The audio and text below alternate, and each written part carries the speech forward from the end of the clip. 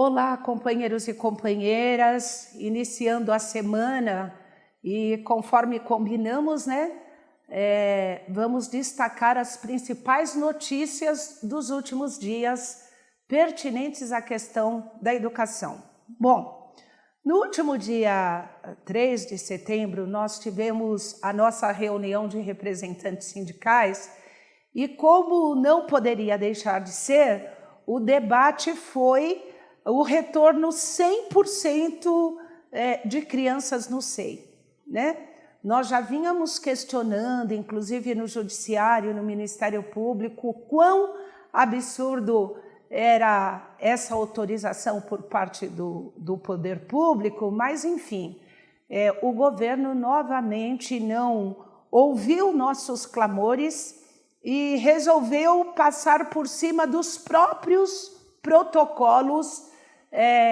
elaborados e que impuseram aos educadores executarem, inclusive com a contratação de mães para ajudarem na fiscalização. Pode parecer que estamos chovendo no molhado, mas não é isso. É que alguém tem que falar, Porque se eles não entendem, não nos ouvem, então alguém tem que ser interlocutor das vozes infantis, das vozes de bebês e crianças pequenas. E nós que estamos nesses territórios da infância, a gente sabe o quão é preocupante toda essa liberação. Liberou geral, Praias lotadas, tudo pode agora. Pode o que eles acham que pode. E aí, nós trouxemos hoje, para passar aqui para vocês, para municiá-los das informações para fora da caixinha do governo municipal e do governo estadual sobre questões que reforçam as nossas preocupações. Então, eu quero ler, para iniciar aqui essa troca com vocês, uma matéria da BBC de Londres que trouxe, depois vai estar aí na tela para vocês verem, que trouxe como manchete a seguinte questão: trágico e hediondo o relato de pediatra sobre internação recorde de crianças por Covid nos Estados Unidos. Bom, muito bem. Não é de hoje que o CEDIM tem apontado que, no caso da educação infantil, é impossível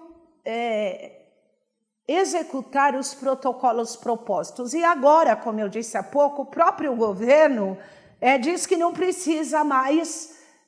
Por quê? Se ele liberou geral, quais os cuidados? Se a gente já não conseguia dar conta dos 35%, dos 60%, quiçá agora com 100% do retorno na educação infantil, em toda etapa da educação infantil.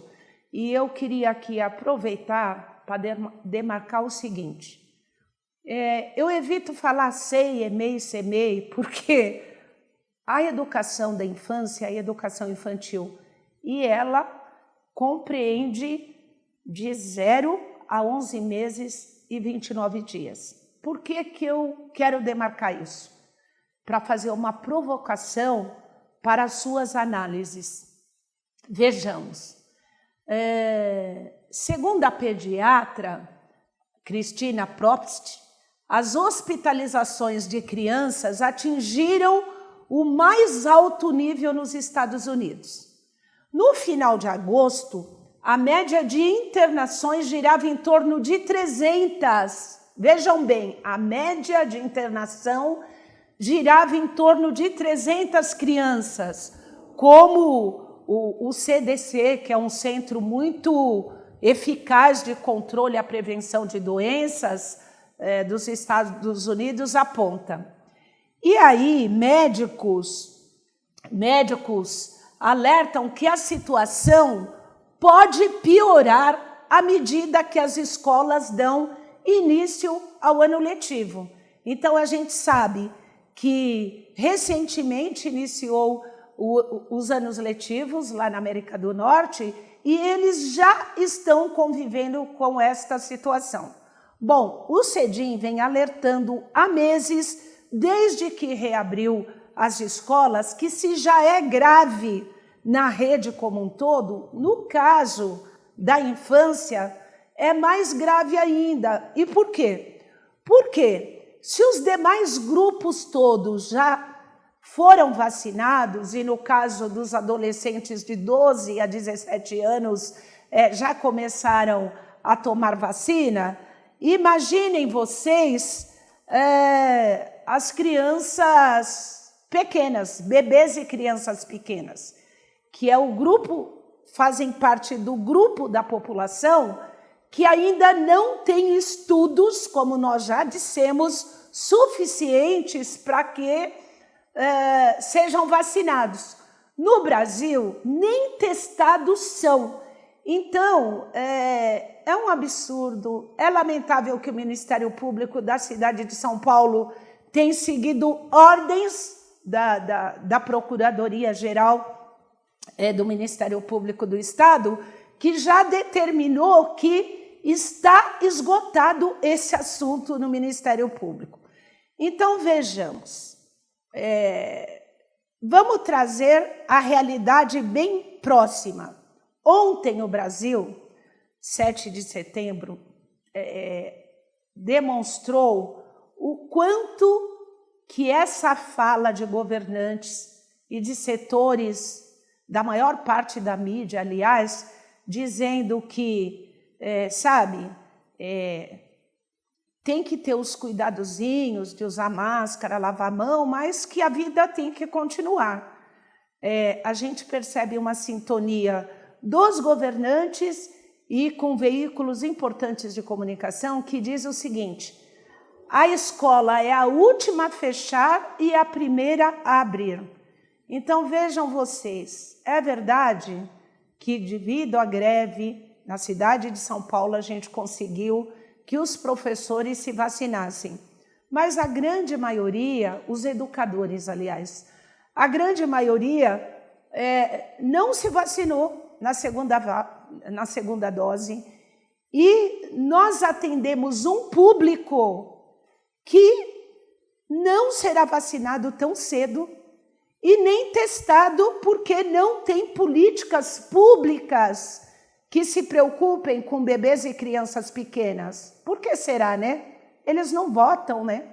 Bebês e crianças não votam. Então, talvez isso seja uma explicação para essa liberação geral. Então, companheiros e companheiras, a situação é grave. E aí, olha a contradição. As justificativas dos governantes, do governo estadual, do estado de São Paulo, da prefeitura da capital, é a seguinte: países da Europa e dos Estados Unidos retornaram suas escolas, mas omitem, e me causa estranheza de ver setores da imprensa que estavam tão vigilantes na questão da pandemia, trazendo cientistas renomados para que diariamente tecesse os seus comentários, se silenciando em relação a essa questão, de que lá fora já começam a serem fechadas escolas. E aí enfatizam, olha,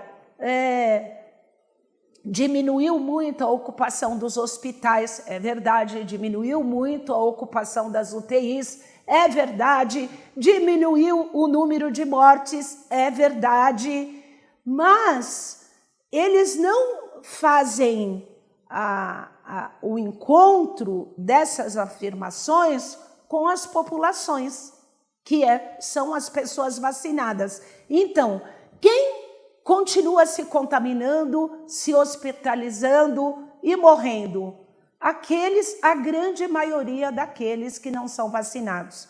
Então, a nossa grita A nossa grita é exatamente de dizer, olhe, nos grupos que não tem testagem e não tem vacina, e no caso brasileiro, é a educação infantil, bebês e crianças pequenas, todo cuidado é pouco, não pode liberar geral. Nós poderemos ver muito em breve aqui no Brasil o que está acontecendo nos Estados Unidos, mas ainda eu vou trazer mais alguns comentários feitos pela doutora Cristina Probst, que eu acho que é importante para balizar as nossas ações, mesmo porque nós aprovamos no dia 17 uma manifestação em frente à Secretaria Municipal de Educação para ver se com o povo lá eles nos recebem, né? Porque assim, são só promessas, atendem alguns grupos ou alguns sindicalistas, e nós, como desde o início nós temos lado, e o nosso lado é o lado da segurança sanitária, de trabalhadores, de bebês e crianças de toda a comunidade escolar, apesar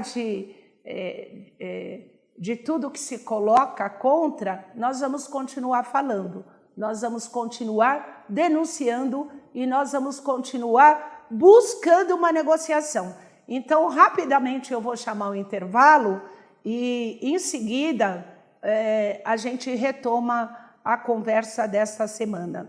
Gente, vocês não sabem o quão será fantástico o congresso do CEDIM desse ano. Estamos indo para o 17º congresso. Sabe qual é o nome? O tema do nosso congresso esse ano? A educação infantil no planeta vírus. Eu, se eu fosse você, não perderia. Vagas limitadas, como sempre, porque vocês sabem a qualidade dos congressos do CEDIM, a oportunidade de acrescentar de forma muito contundente na nossa formação para melhorar as nossas didáticas, as nossas práticas pedagógicas. Então, este ano está imperdível. Venham nessa viagem conosco.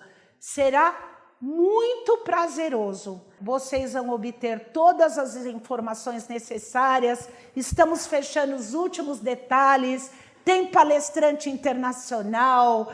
Eu não posso contar. Estão dizendo que eu não posso contar porque será várias surpresas. E este ano, a equipe de comunicação do CEDIM inovou. Então, nós estaremos recepcionando as inscrições através de uma plataforma super simples, que é muito fácil você fazer a inscrição através do nosso site, pagar através do nosso site e tudo para facilitar a vida de vocês. Lembrando que os dias do congresso será 17, 18 e 19 de novembro, com liberação de ponto. Quem pode participar? Todos os filiados e filiadas ao nosso sindicato. E a regrinha é a mesma. Então, são 4 do quadro do magistério e 2 do apoio. Entender nesse apoio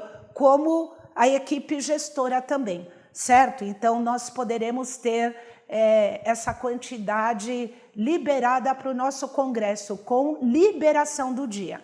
Então, tá super fácil a inscrição. Vocês nem vão sentir que será online.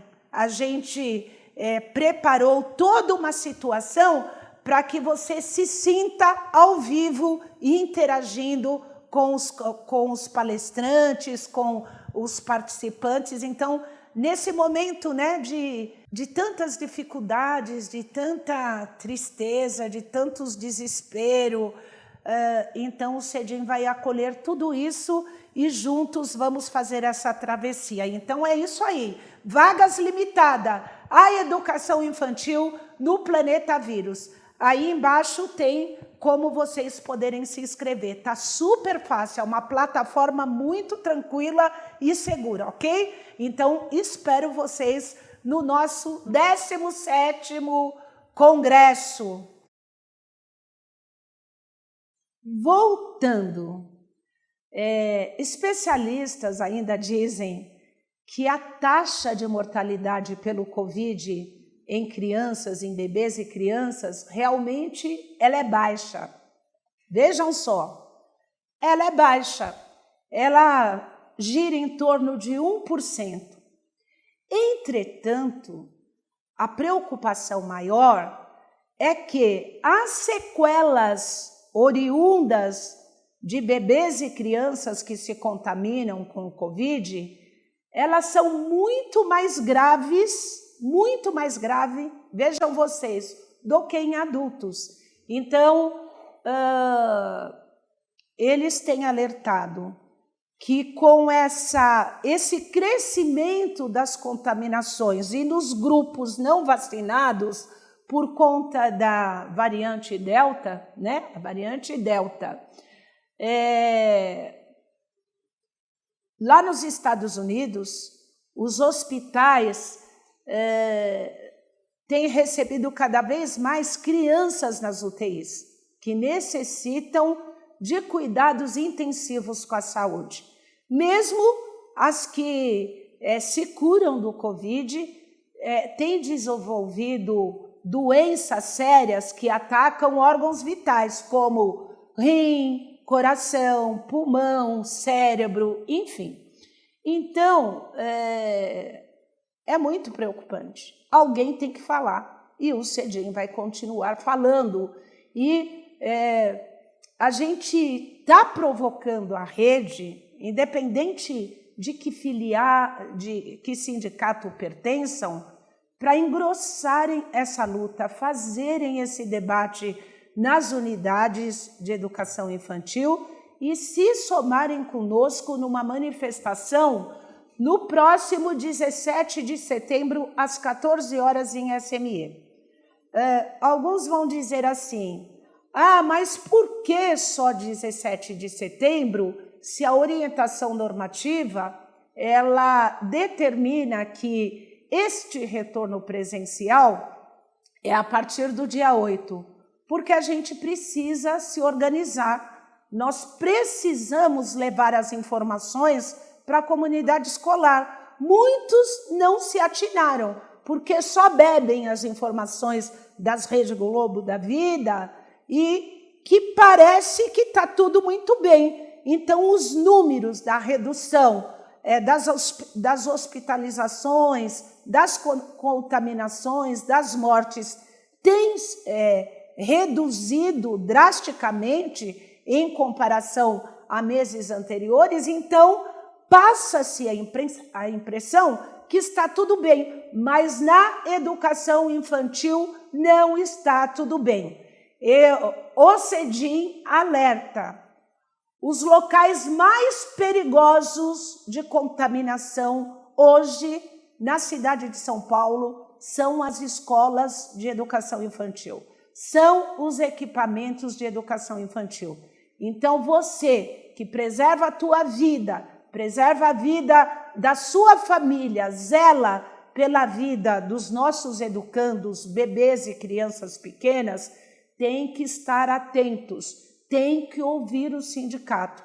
No vídeo da semana passada, eu tinha colocado um vídeo aqui que foi financiado, produzido pelo governo do estado, onde atacava os sindicatos, dizendo que os sindicatos não querem o retorno da volta das aulas presenciais, mesmo depois de terem ficado 1 ano e meio em casa, que a gente só quer defender os interesses da corporação.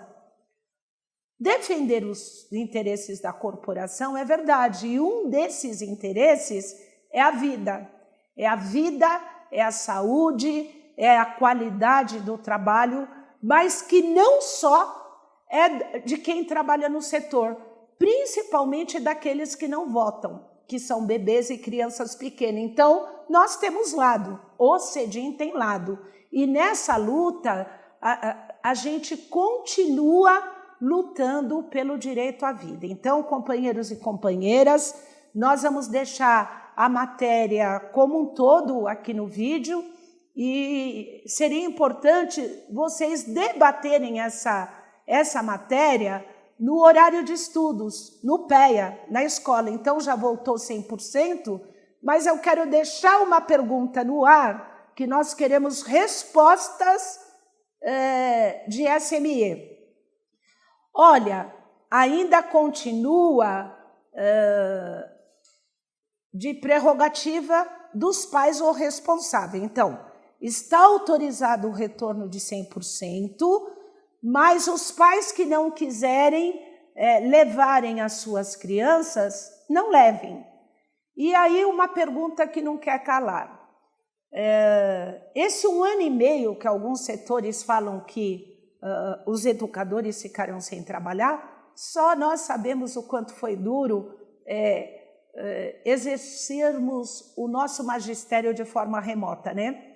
Só que ainda continua, mesmo com a obrigatoriedade do retorno presencial de todos os educadores, eles têm que dar conta presencial, mas também têm que dar em conta das atividades remotas. Então, vamos lá.